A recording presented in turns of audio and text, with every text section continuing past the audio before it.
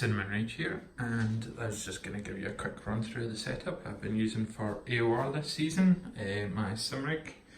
So kind of starting from the back, from I guess the most important bit, got an old Xbox One that I got on day one, and my Elgato game capture device there at the back. And yeah, it's from like 2013. I keep imagining at some point it's gonna just fail on me, but so far no problems. The game kind of has little purple, green, blue flashes every so often, but from what I can tell it's actually just problems with the game rather than problems with my actual Xbox. I've got a fairly bog standard telly here, and I borrowed my wife's iPad, which you can't really see, but it's got RS Dash on it, which just connects through the UDP telemetry in the game and allows me to see just my gears and rev changes a wee bit clearer than you can see looking at the bottom right hand side. Moving on from there, I've got my Fanatec V2.5, and it's got quite a nice wee inside clear panel where you can see inside, though it's covered in dust just now. And I have I think it's the Xbox One hub at the back of it, as you can see, with the shortened paddle shifters on them. I find them a lot easier for Formula games. The problem with it is it's far from a perfect wheel. I have put the flat rim on it just because it's a better fit for Formula games basically. But you can mount that on top of the wheel legs which contain the buttons, and you can see even the Y button broke, so it's now got a random button replacement on it. I don't even know what that's for. But this wheel only uses 3 pins. It actually means that the stocks here have a tendency to just eventually move, and you can see I've actually used I can't remember what you call these just now, but I've had to put this in because this stock had a tendency of sliding up, and in fact even the Funko switch, you kind of have to hold it in a certain position or else the up down don't work on it, which is just frankly irritating. I removed the other stock because on the Xbox none of the buttons do anything, so yeah, it turns out that a lot of the features you get on Fanatec wheels are basically ruined by the Xbox not really having the ability to use them. And here, that's my Turtle Beaches. The sound quality of them, you think they're okay, but then every so often it just degrades something awful and just becomes like a hissing noise in your ear.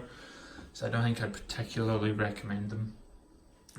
Although they are 7.1, but for Formula 1, it makes zero difference, to be perfectly honest.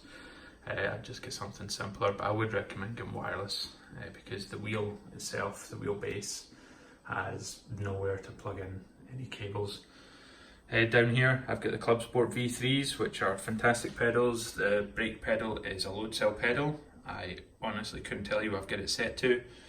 And these pedals actually have a vibration motor. You can see it on the far side there on the accelerator pedal, and another one on the brake pedal. And they're used for, if you lock up, they should vibrate. If you accelerate and spin your wheels, again, the accelerator should vibrate, but it doesn't. Again, a shortcoming of racing on the Xbox.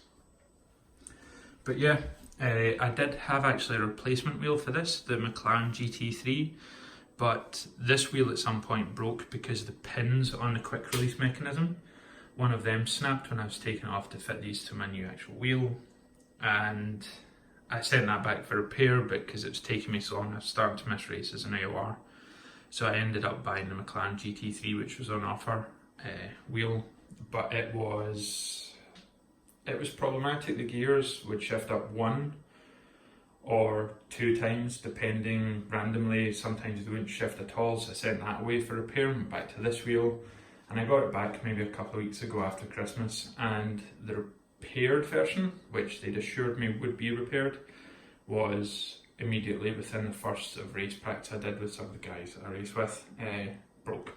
So once again, that was that done. So I've eventually just returned it. I returned it yesterday to just get my money back, and I'll look at getting a different wheel. But this wheel, I have to say, is just not comfortable. These bits here, they just give me like a lump on the side of my thumb. It's just something about it. I do use gloves. These are just super cheap bike gloves.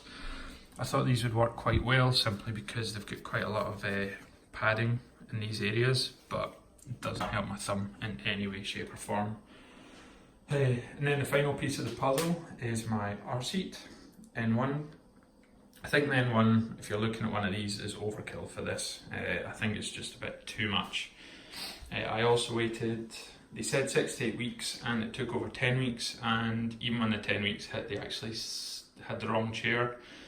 RSeat offered to, by way of apology for it essentially coming late, for it, yeah, just everything about it just being a bit of a hassle. They said they were going to give me one of the tablet holders that you can mount onto the wheel, but at some point I eventually started chasing regularly, and they were like, oh yeah, we spoke to factory and they said no, so you're not getting it. So even though they'd as good as said I was getting it, they just kind of come back and changed their mind, and I have to say, I thought that's fairly poor. So as a company, I wouldn't say I recommend their customer service at all. They seem to have some weird disconnect between their customer service and actually their factory, which provides the components. I'd say one other thing about this seat, it's very upright. Now I'm 5'11"ish, and initially you can see that there are bolt holes, and I'd had this on the lowest tier and on the highest tier, which caused the seat to recline a bit more. But actually in doing that, the gap between the seat and the wheel, and my wheel is, hopefully you can see, fully extended as much as it allows.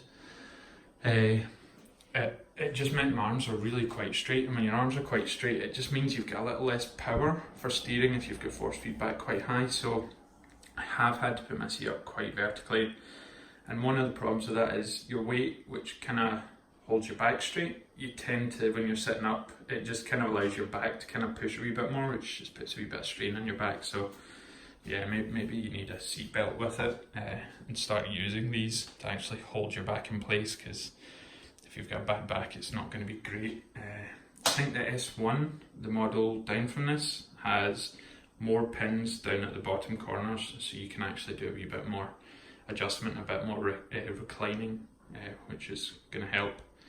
But yeah, that's my setup. I do love my Fanatec wheel, but they do seem to be having a lot of problems just now with quality. As I said, they'd asked me to hold off sending back the GT3 for 2 weeks because they said they believed they'd found a problem, which was across many people's devices, and honestly, they didn't. As I say, it broke immediately, so they just said they'd rather just give me my money back and see why my wheel was failing even after repair.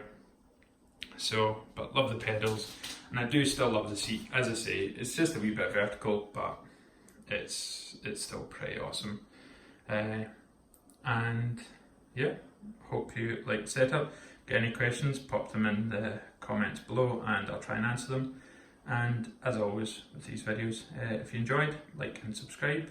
And I think at some point as well, I'll probably do a setup that I use for F1 for the Xbox, and just give you all the kind of details about what settings I use inside the menus here and within the game as well.